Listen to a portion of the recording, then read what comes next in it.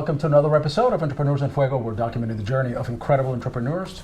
John Jaksich, how you doing? Good to see you, Francisco. Urban Yoga Wellness. That's part of what I do. Wow, I thought that was 100% of what you did. No, I work here with Doug and Patty here at the center. Doug and Patty as director of the Wellness Center, the yoga studio, Doug and Patty's other businesses. But the main thing that I do is I'm also a life coach. I have one office here, and then I have my private practice, which is a transcendent life. Who needs life coaching? Anybody who wants to make positive change in their life, anybody who needs a mentor, an advocate, an accountability partner. And sometimes we think that we can do it on our own, and it's not working out that well. I think there's this misconception in the world that if you are sick or ill, if you have some sort of mental or behavioral health problem, you can go to a counselor for that. But if you're just struggling a little bit, there's this sense that there's no place to go, and that's kind of the role of the life coach. I think there's also this misconception that people who use a life coach are these high-functioning individuals that are trying to go from good to great, and that's certainly part of what we do. Yeah. But a bigger part of it is just anybody who's walking around and there's one or more components of their life that they'd like to make a positive impact on, a positive change. What gives a life coach or a mentor such as yourself the authority, if you will, to coach somebody else? I've always wondered that. Well, it's not so much authority because the client is always the decision maker. Okay. You know, we may provide advice, counsel, resources, but they're still the decision maker.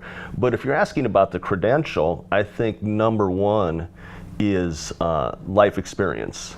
In whatever area of life you're counseling or coaching in, whether it be business, relationships, health, life balance, etc.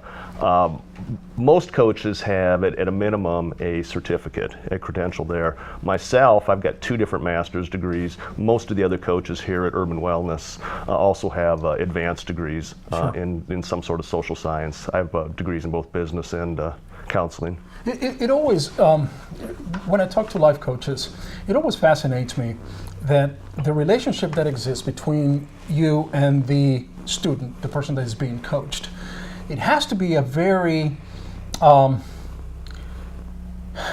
symbiotic relationship. But by that I mean there's got to be a lot of trust. You couldn't exist without each other, and for that to happen, there has to be such an incredible level of trust between the 2 parties.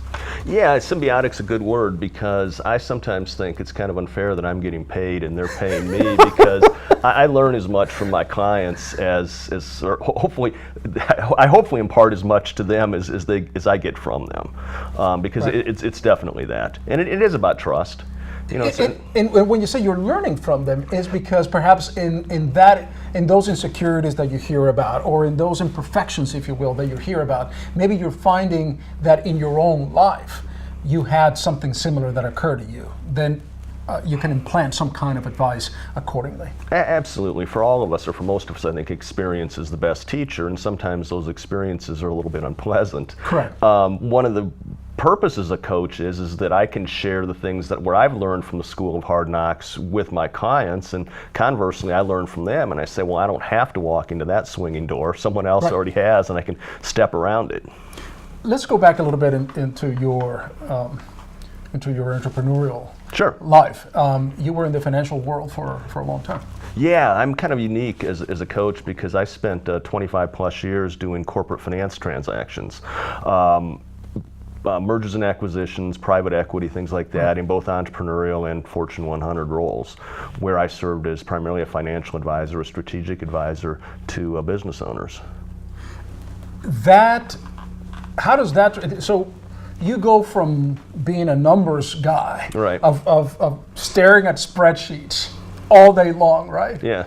To being somehow of a spiritual guru, man. How does that transition happen? I mean, you wake up one day, you go, all right, enough of the spreadsheets. Well, I was afraid you were going to ask me that. But, first off, the financial world is more of a people business than you realize. I made my living as a negotiator, helping disparate parties with disparate views come to an agreement that benefited everybody. So you had to know the accounting and the spreadsheets, et cetera, but it was really more of a people business.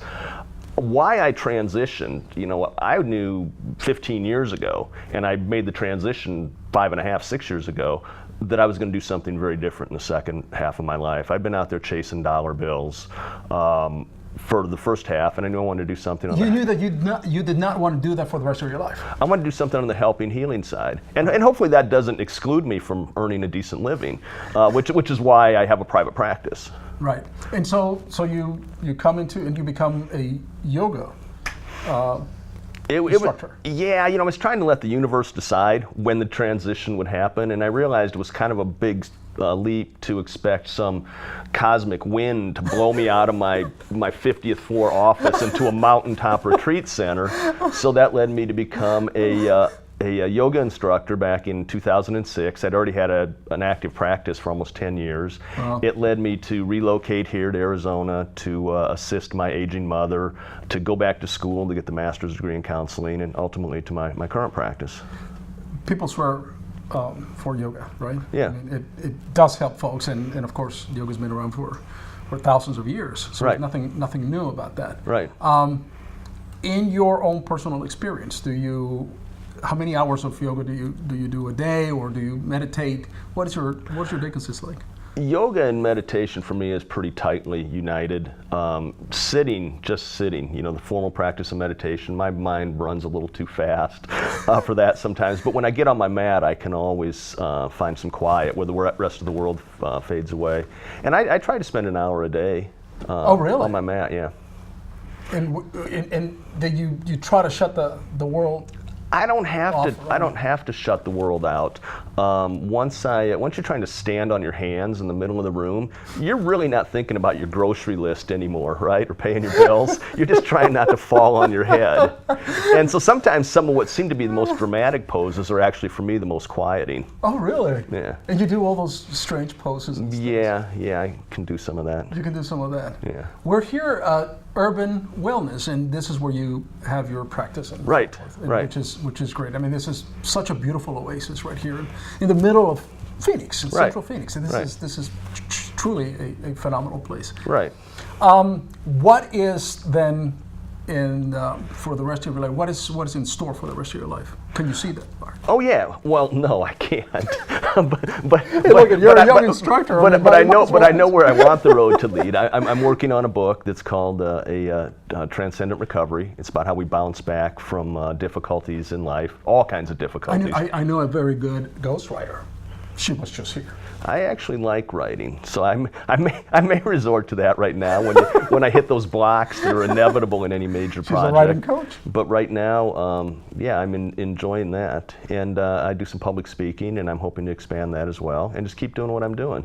The nice thing about working for yourself as a life coach, the older you get, probably the better you get at it, and nobody can tell you to retire. So, do you find that the older you get, the more sagey you become? In other words, the more the desire to impart whatever your life lessons are to others. Well, clearly the more days we spend on the planet, the more experience we have to draw on. But probably the bigger thing for me is the more days I spend on the planet, the greater my humility becomes. So I don't think I have all the answers. The only thing for sure about somebody who thinks they know it all is that they're wrong. Because we can't, right? But we keep learning, right? It's a journey. It is a journey. It is a journey, and it just doesn't stop. Right. What happened 5 minutes ago when we started, or 10 minutes ago when we started this interview, it's gone. Right. But we're here for a purpose. Absolutely. Wow, we're going to get all yogi now. Thank you, John. I appreciate it. With that, we're out.